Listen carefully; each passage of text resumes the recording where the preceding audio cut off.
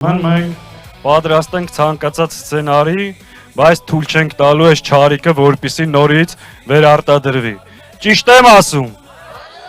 Միասին! Միասին! Ժորժ ջան,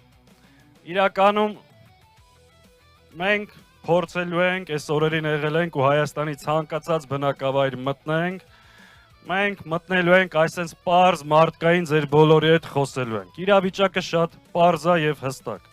Հայաստանի Հանրապետության ղեկին հայտնվել է մի մարդ, ով ամեն անգամ այս մեքենան քշում է ինչ-որ մի հատ ձորից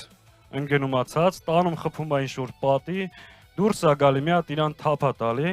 ասում է կներեք, սովորաբար այդ մեքենայի մեջի մարդիկ, ժողովուրդը վնասում է, մահանում է, իրան ոչ մի բան չի լինում։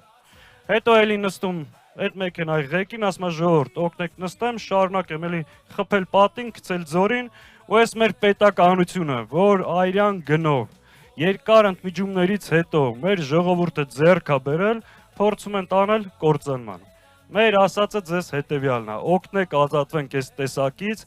այս չարիքից, երկրին բերենք կայունություն, հանգստություն, անվտանգություն, բարգավաճում, արժանապատվություն ու գնանք առաջ։ Եվ դրա հնարավորությունը կա, այդ հնարավորությունը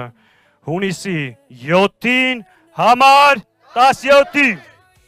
Շնորհակալ եմ։